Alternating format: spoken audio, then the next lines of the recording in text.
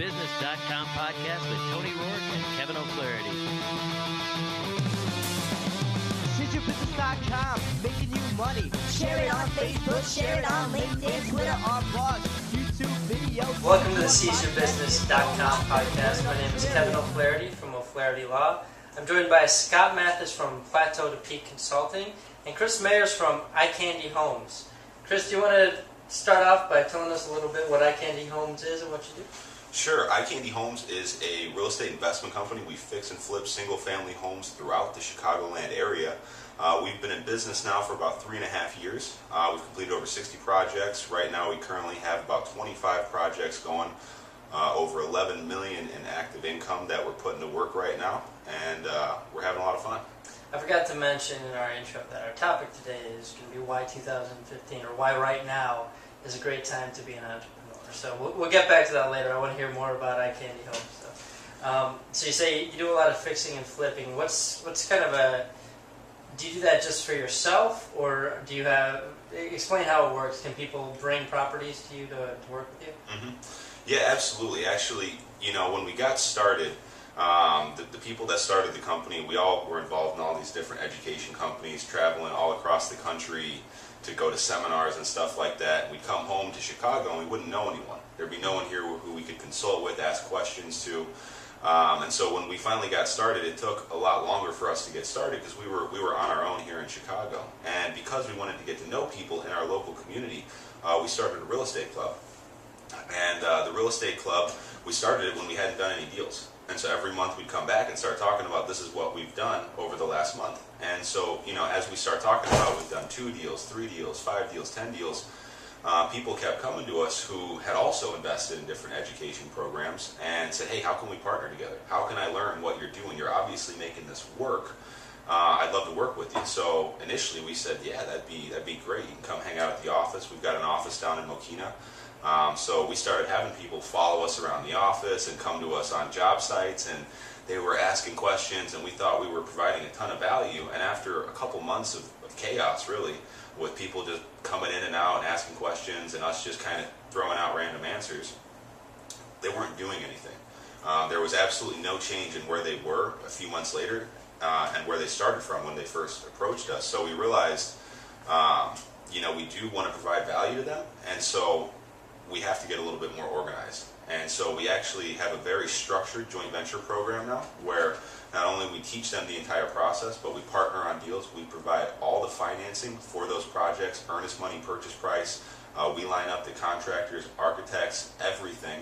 We partner on the deal all the way through, help them manage that project, and then we list it with our brokerage on the back end. And after the financing is paid back, we split the profit 50-50. Yeah, wow, that is pretty cool. Yeah. So, do you have seminars for that now? Is there, somebody comes to seminar, what do they expect to hear or see, or? So we've actually got an intro seminar on the 15th and 16th of August, Saturday and Sunday. All of our seminars are Saturday and Sunday. That is an intro seminar. So we're going to be doing an overview of all the different subjects that we talk about. We've broken kind of all the aspects of fix and flipping down to 5 classes. So there's acquisition and wholesale, rehab, MLS, marketing, and finding the money. So we're going to be doing an in-depth overview of those 5 classes, as well as providing case studies of some of the joint venture partners who have worked with us. So this joint ventureship, if I'm understanding this right, what do you get out of doing all this teaching, and why not just do it yourself? It's a great question, Kevin. We get asked that all the time. And, there's actually 2 purposes from it. Number one, obviously, we do charge for the program. We spend a lot of time working with these people. We're actually selective. It's not like we fill a room and try and sell everyone on the program. We do a lot of free and low-cost events so we can get to meet people and see if we'd be a good fit to work together, because we want to find like-minded individuals where our goals are aligned for the long run. And this allows us to ensure that people know our systems before we enter into a traditional joint venture with them. We have a 1 or 4 package program, so you'll either do 1 deal with us, start to finish, or 4. Those people who do 4 deals with us, they can then be upgraded to the traditional joint ventureship program, where it goes from a 50-50 profit split to now it's a 60-40, because we know you know what you're doing. And now you're bringing deals to us that we otherwise wouldn't be doing, and you're helping us expand. And what we've actually seen is a lot of the people that go through the program, they like working with us so much, we've actually grown our company by hiring on people that started out in the JV program. This is quite a system you've got set up here. I'm really impressed. And how long have you been doing this for? The JV program's been going a little over 2 years now, and we've had over 30 people that have gone through it. What are some of the tools that you use to actually get this started from scratch? 'Cause this is a pretty intricate thing you've got going here, and it's a great business model. It seems really complicated, and I don't know how you take the first step towards setting this up. What's kind of the story of how you got everything set up? So again, great question. As you go to real estate seminars and learn the investment side of real estate, you very quickly learn you don't learn how to build a business. It's actually a separate stream of knowledge, how you actually bring people in, train them, and grow a company and create scalable systems. So we of course hired a business coach.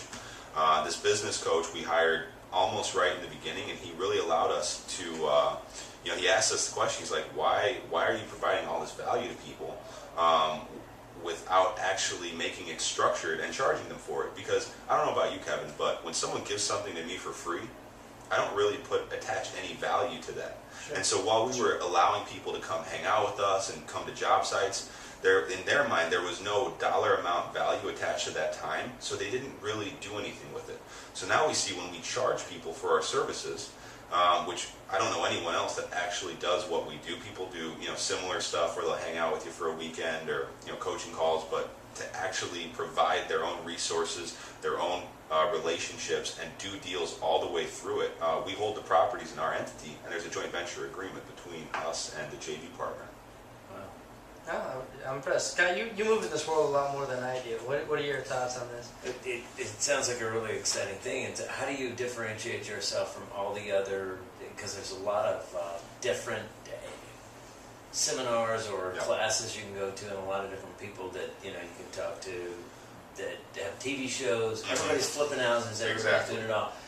Why, if I came to you, whatever the money amount is, why would you make me? How would you make me successful at doing what I'm doing? What differentiates you? Exactly, and that's it's such a. There's so many people out there that are teaching this stuff. Right. I mean, there's just dozens of big companies and hundreds of little ones. I don't know anyone that's actually putting their money where their mouth is. You will get a million people out there that will want to fill a room for a weekend, charge you a bunch of money for phone calls and for mentoring, but they won't do a deal with you, and they won't actually want to continue on that relationship. You see, we have the philosophy that if we're going to spend all this time teaching someone, well, we want to work with you for a long time, because now we know what you're doing. We know you know what you're doing. And so when you come to us looking for financing, looking to partner on a deal, looking to tap into our resources network, we love that, because we know you're competent in your area. And so for us, it really is a relationship. The value is in the partnership. When things go wrong, you don't just have someone to call. You have someone who's actually more vested in that deal than you are.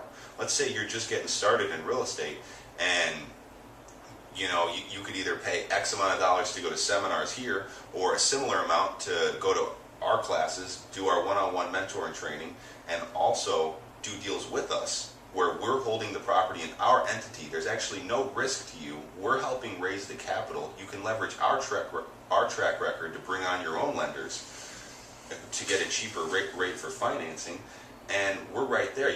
Your only requirement as a JV partner is to stop by the project minimum 3 times a week, provide a weekly Tuesday report that outlines just a one-page Microsoft Word document that outlines what was done the previous week, some pictures, and what will be done the next week.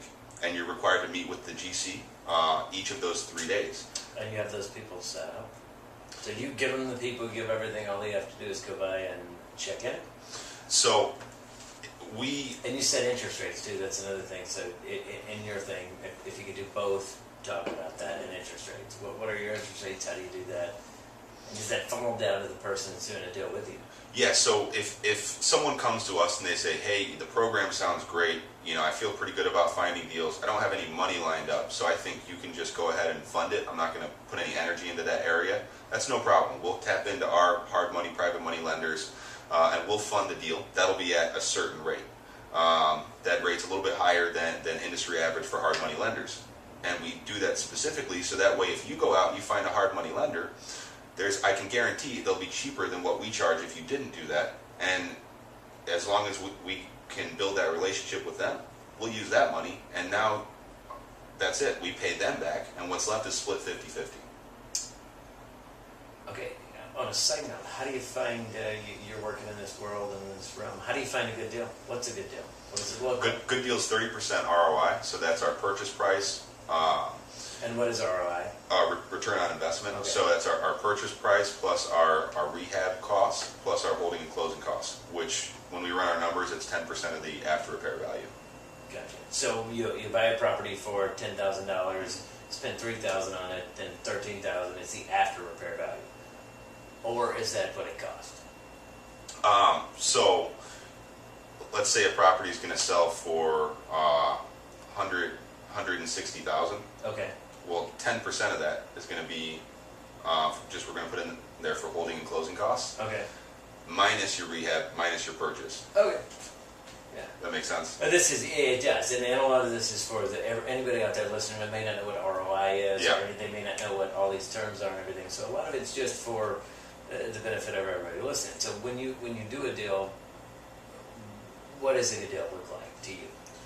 The best deal you've seen On the front end before you realize. How do you ROI. find the Yeah. good deals? Yeah. So initially when we got started, as most people do, we wanted that 3-bedroom, 2-bathroom, basement, 1,500 square foot house. That, it's in a higher end blue collar area. There's a huge buyer's pool of people that can buy in that area, and more importantly, you weren't taking too much of a risk getting in there. You weren't having to rip down walls and stuff like that. It was really just a facelift on the property. Well, since, like we mentioned earlier, there's so many people out there teaching this stuff, and there's so many people getting started, and the banks are loosening up now, so people are getting bank financing to go out and do this. Well, you're just getting outbid. It's really tough to find one of those properties today and actually be able to get a really good return on it like you could a few years ago. So we've kind of changed our focus. Now to us, the best thing we could ever find is a 1-story brick 1950s house in a 2-story neighborhood. Beautiful. We'll put a 2nd story on that thing. These aren't the exact numbers, but to give you an idea, we'll put $100,000 into it. We'll increase the value $300,000. So that's what a lot of our projects now, we're doing additions and moving into those higher end areas where there's a larger barrier to entry. Not as many people can afford those price points. But just bigger additions so that you meet the square footage or footprint of the other house. Yeah, we look a lot at new construction, but because we're not using bank financing, we get killed on our holding costs. So it almost always, or up until this point, it has always made more sense to rehab and do an addition. What are holding costs? What are holding costs? Thank you. Yeah, so holding costs are your taxes, all the utilities for the property, but those are really not important. What kills you on your holding costs is your financing. What's the cost of money? If you're paying 12% APR on $1 million, it kills you. Yeah. So you're looking at how much it costs you to sit on it while you're fixing it or maintaining it, Yeah. or by the time you're done, and then how long does it take you to sell it? So Yeah. what does it cost in that time frame? Mm-hmm. And so if you buy it for $100,000, you can sell it for $200,000. You make $100,000. But if in the meantime your holding costs are $75,000, then you brought it from $100,000 profit to $25,000. Is that correct? Yeah. I mean, what you see on TV and in a lot of promo, they don't tell you all the numbers. Yeah. They tell you what you bought it for, what you rehabbed it for, and what you sold it for, and then you think that's the profit.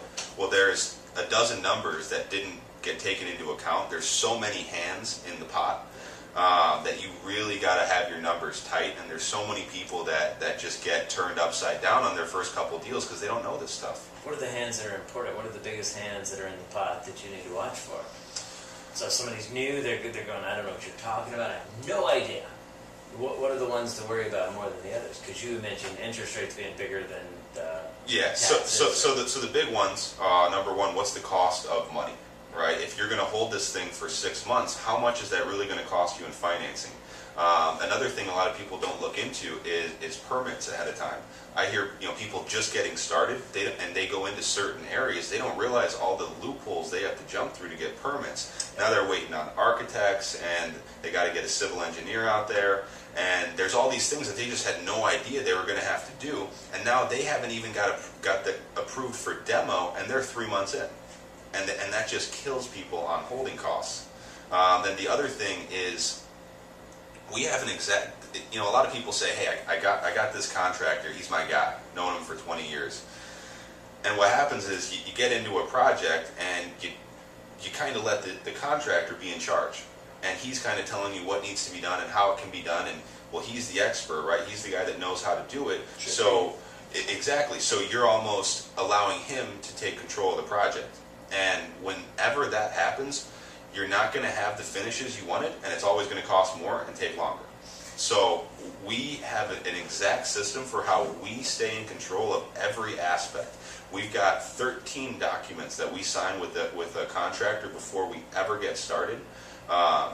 We go really, really into detail on exactly what these documents are. We provide all these documents to our joint venture partners.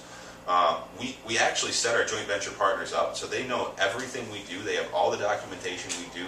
We've shared everything with them. Our lenders have actually agreed to fund their deals after they've done 4 deals with us. So really, the upside for us is we obviously want to keep them on. We want them to keep bringing deals to us, so the profit splits change, and we start giving them more than 50% of the profit after those first 4 deals, and that's forever. We want to partner with these guys forever, but like I said, it is an exclusive amount of people because we work so hands-on. We don't just spend a weekend with them. This is a very intimate relationship. So let's get on to our topic, which is why now is a great time to be an entrepreneur. Yeah. I'll let you just go with that. I mean, I agree with you, but why do you think now is a good time to be an entrepreneur? Man, it just gets me so excited. When you look at today, the opportunity that's available everywhere when you turn on the news, when you open a newspaper, when you go to your social media page, you hear all this negativity and all these bad things that are happening. And I got to tell you that the world is actually more safe today than it's ever been. There's actually less people dying per year than there's ever been. And you'd never know that if you just watch the news, because they find these things that are happening and they put all your attention on the negativity. That's true. Well, I'm a history nerd, mm-hmm. and you read about what it was like to live, 50 years ago, much less 100 years ago. Yeah. Man, there's no better time, no safer time to be alive. Yeah. You say that with a knock on wood for a terrorist attack, but at least we're not involved in any major wars right now, Right. and it's compared to World War II. I'll take this, but that's my history nerd perspective on it. No, I mean, and you're so right. It's not only has the world been the safest it's ever been, but there has never been more money available. If you don't have enough money, it's because you don't hang out with people that have more money than you. One of the most powerful things I learned is the rule of 5s. You are only as good as the 5 people you spend the most time with. And if you're ever the smartest person in a room, you're in the wrong room. And it's, people go into the corporate world and they start working for big companies because of safety, because they want that sense of security for them and for their family, and it's a very logical viewpoint. I don't disagree with the viewpoint, but what I'm looking at is the big picture, and the reality is the world of salaries and 401ks and your medical, that's all history. That everyone is going to be changed to independent contractors, and you're not going to have you're no longer going to have a company setting you up for your retirement. People have to take charge of their life, and they have to take risks, and they have to go out on their own and make things happen. And the reason real estate excites me so much, obviously there's a dozen industries you could pick going into, but real estate for me, it's physical. You can touch it. People are always going to need a place to live, and if you can get started now, it's such a good time. Obviously, you can think, oh man, if I would have got started 5 years ago, well, it doesn't matter. What matters is what you do today from this point forward. So many people have their attention on the past and they fail to make the right decisions in the present to create the future. Well, what you need to do is quit thinking about the past. You are exactly where you are right now, and that's not going to change other than what you do from this point forward. That's the only thing you have control over from right now is your thoughts and your decisions. And it's up to you to make the right ones. No one else is in charge of your life. Yeah, let's unpack that a little bit, because I've often been in a position where I'm like feeling sorry for myself, and like, you know, things are going hard at work, or, you know, payroll was more expensive than I thought it would be.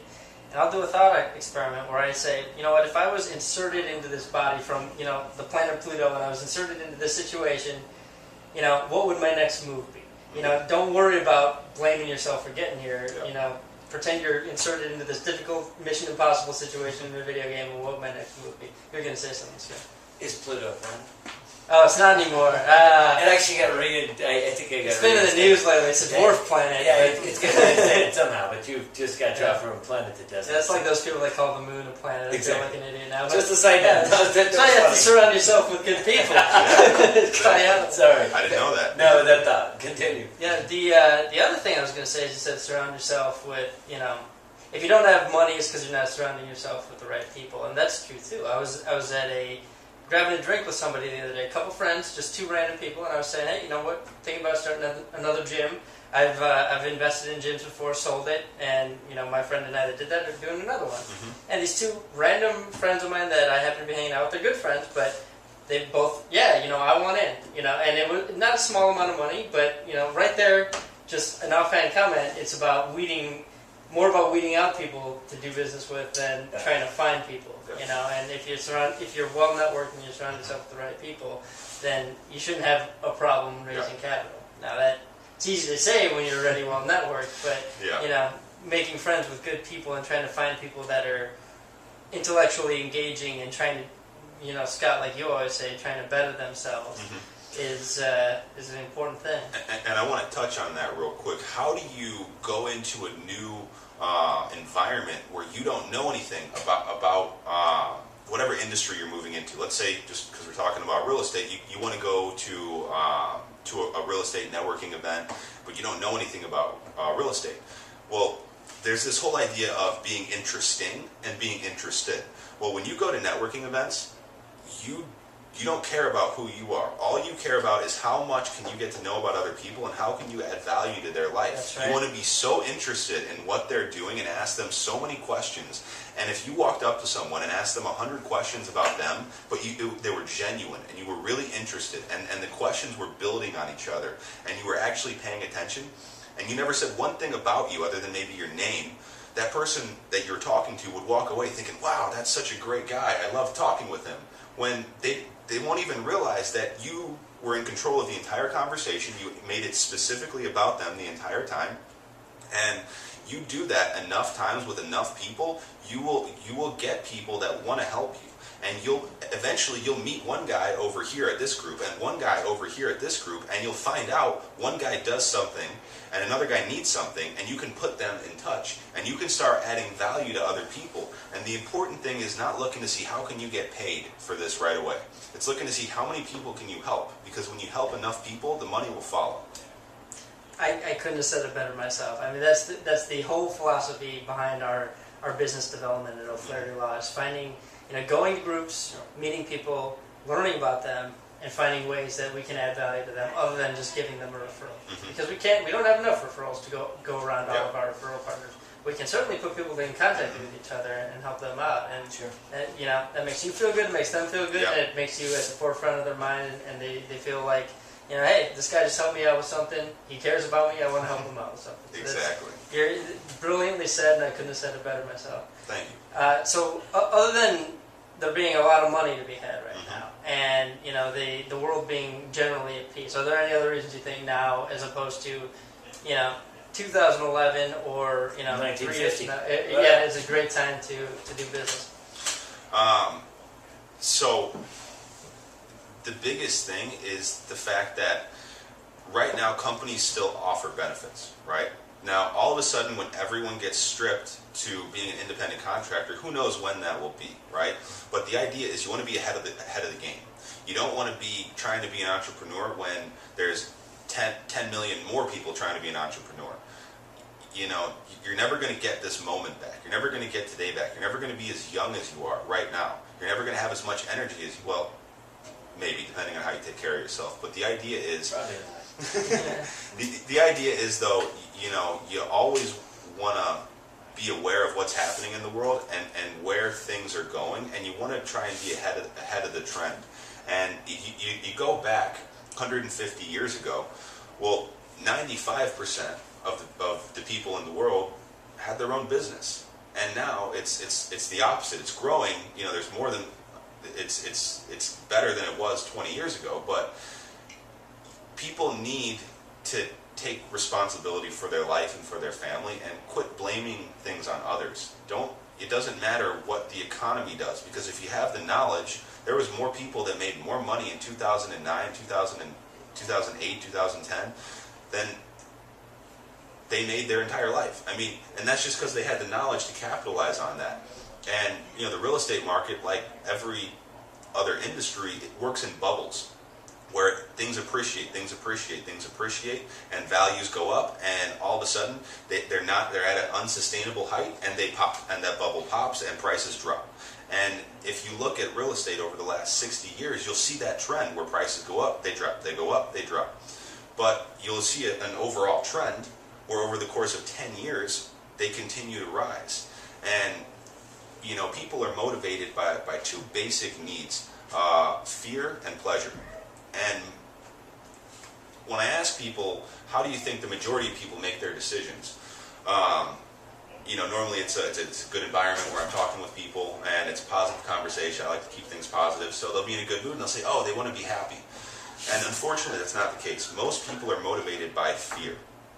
And when you look at all the people that sell stocks when there's a bubble that popped, well, if all those people that sold their stocks in 2008 would have kept them, well, now they'd be worth way more, for the most part, generally speaking.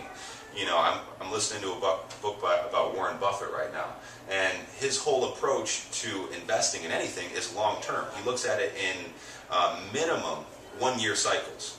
And he doesn't care about the quarterly report.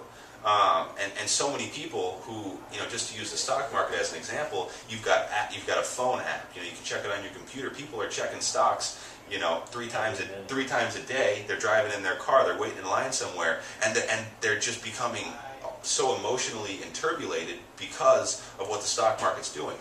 When you do your research on a company, you should be able to see what direction it's going in if you study the annual reports for the last 5 years.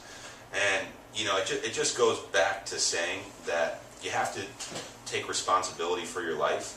And 10 years from now, it's going to be no one's fault but yours, wherever you are. Whether that's good or bad, it's going to be completely your fault because you were responsible for the decisions that got you there. And there is no better way, no more exciting way to take control of your life than to start your own business and to do something you're passionate about. Because if you're not passionate about life, if you haven't figured out what your purpose is, you're not living. You're going through the motions. And it's not a way to wake up in the morning and just think, oh, great. You know, I love Mondays. Mondays to me are so exciting because it's the start of a new week where I get to create something. And I'll check my Facebook and see all these people talking about how negative things are and how bad this is, and they got red lights on the way to work. Well, I love getting red lights because I get to listen to my book on tape a little bit longer because I want to be learning everywhere I go. And, you know, it's Mondays too. Yeah. I love your attitude. I think it's a really positive thing. You've said a lot of things that I completely agree with. The idea of everyone becoming independent contractors. That's something I learned the hard way. I was the only associate at a 2-partner law firm, and they were older guys. I'm like, you know what, if I just ride this out, eventually I'm pretty much guaranteed to be a partner. And, you know, I got laid off when the recession happened. And, you know, we talked about in episode 4 with Ken Adams, Don't Be a Job Zombie. This is kind of a good companion episode to this one. We talked about that job security is false. You know, you've got more security running your own business and more control over it than going into work thinking you're going to be with that company for the next 30 years, because you're not. Yeah, and I've had people come to me and go, so, that's so scary, you have your own businesses, you do that, it's so scary. I'm like, you've been fired 3 times in the last 2 years. I know that because I know you. I've never been fired from my own business anyway. But how do you say mine's scary and yours is not? It is easier to. It's taking ownership, and if you take ownership and you go, I'm not going to be scared of the fact that I may lose my job because I own it. I'll know at least ahead of time if it's going to happen. And it's a funny world we live in where it's getting to where everyone's their own brand now. It's like a pro athlete might play for a sports team, but he says it's business and I got to work on my brand, because it's and with Obamacare and the fact that people can get health insurance, a lot of people look at it negatively. I look at it positively. I have a pre-existing condition. I was able to go out, start my business, get insurance, and I can tell my employees, you know what? I'm not necessarily going to provide health insurance because you can get it now on the open market, and that's not a precondition for a job. There's a lot of employers that aren't providing it anymore. Yep. Same with 401ks. You pay a wage, and you earn that wage, and the way we have our employment structure set up is that a lot of people are paid on what they produce, and if they don't produce anything, they don't make anything. And I think that's the way the world is moving, and I don't think it's necessarily a bad thing. No, I actually agree with that, because if you're paying 2 people the same salary and one person works harder than the other, is that fair? I don't think so. No. I think it's a failing system, and I think it's going to fail sooner rather than later. It's funny. I always look at you look at the general store back in the old West, back in those days. Everybody, you went to one store, got everything, and then somehow we shifted to this thing where we have a Walmart or whatever, and then we're shifting back to this thing, and I think it's cyclical, and everybody, no matter which generation you're from, you're mad that, but I like the mom and pop stuff. I kind of think Walmart's cool, or Target, or whatever it is, and Costco, and Costco, and then that's a new one. But now I think it's going back to the whole small people stuff. But the general store was a Walmart of the day way back in the time. But then some people hate Walmart. It's all cyclical as it relates to business today. You're right about whatever you do, people are going to make the decisions, and they're going to go, if only it had been done it 10 years ago. Yeah.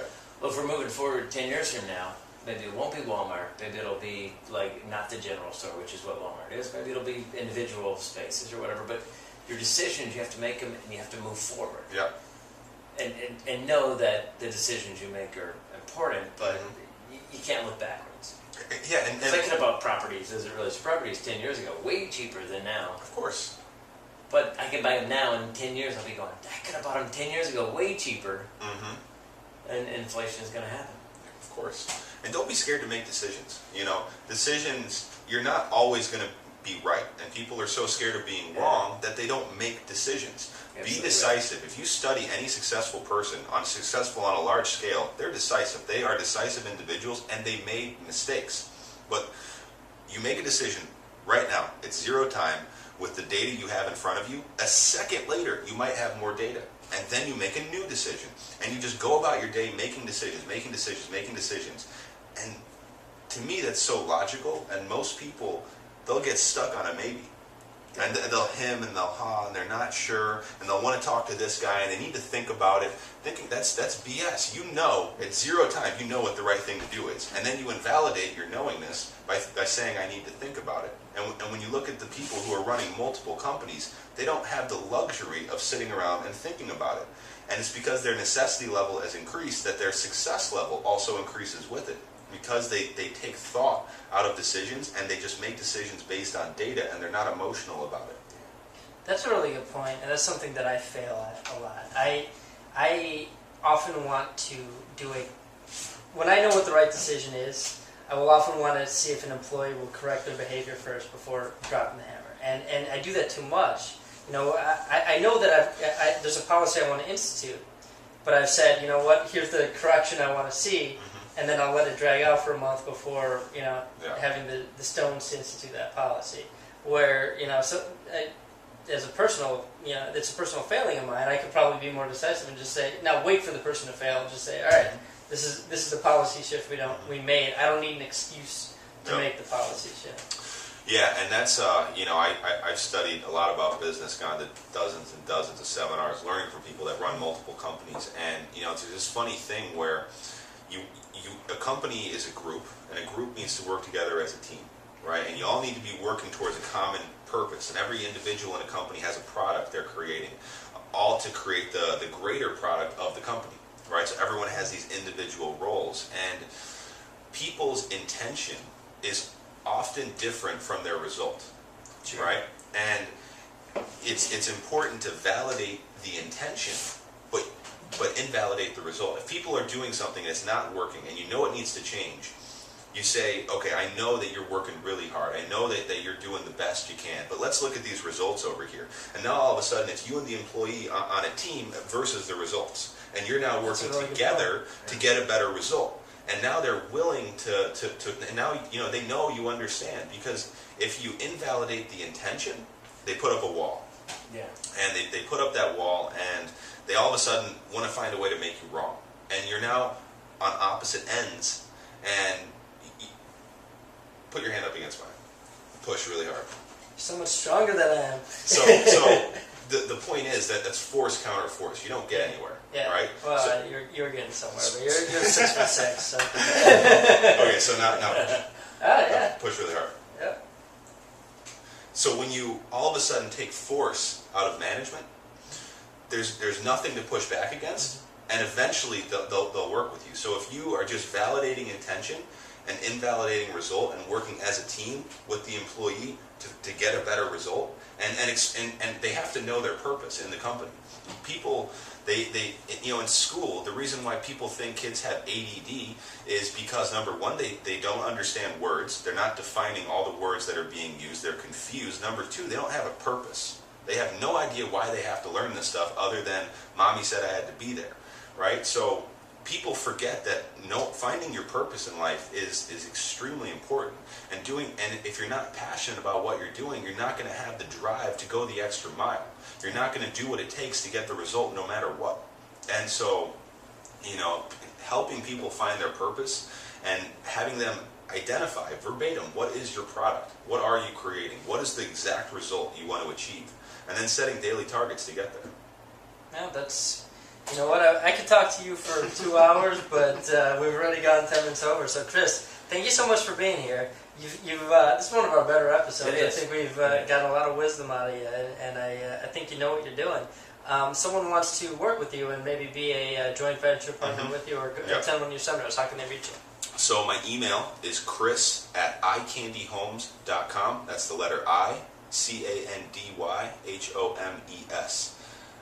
Feel free to reach out to me anytime, and I would love to set up a meeting. I can let you know about some of our free and low-cost events, and see, get to know you a little better, figure out what your purpose is, why are you interested in real estate, and see if we'd be a good fit to work together.